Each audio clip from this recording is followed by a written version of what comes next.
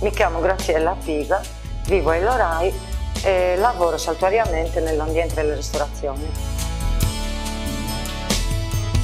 La pasta delle casadinas si prepara usando farina, un po' di strutto, acqua e un pizzico di sale.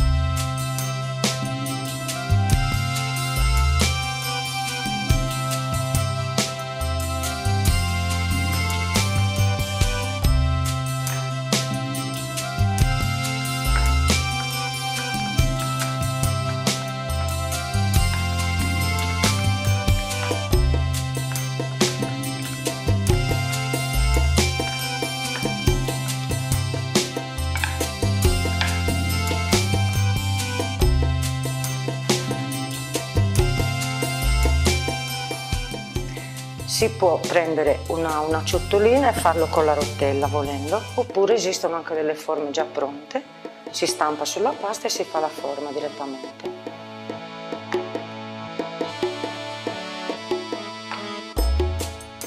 Allora, il ripieno si prende il formaggio, si macina, si aggiunge del tuorlo d'uovo, un po' di zucchero, dell'uva passa e buccia d'arancia grattugiata.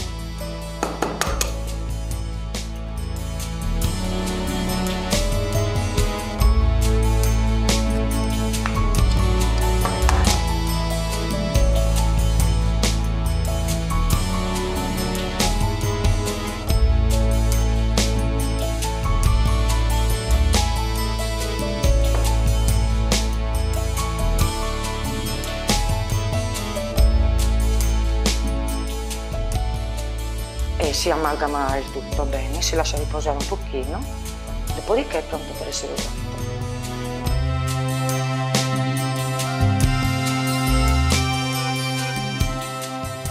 In sardo quest'arte si chiama sas casadinas e in italiano si può tradurre come le formagelle.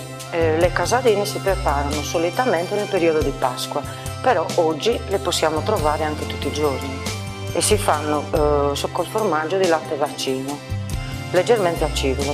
Allora, ci sono 3 tipi, si possono fare, quelli col formaggio dolci, oppure anche con la ricotta, sempre dolci, o diversamente anche salate, condite col prezzemolo e un pizzico di sale, sempre col tuorlo d'uovo.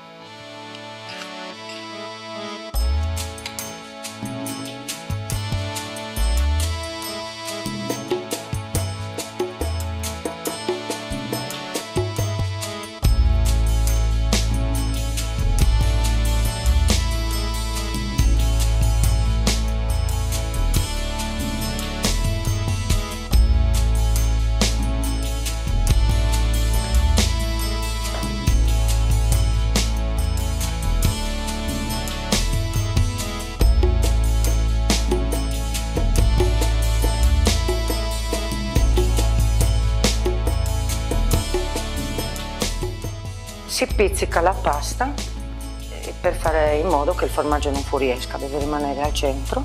Quando la casadina è finita è pronta per essere cotta.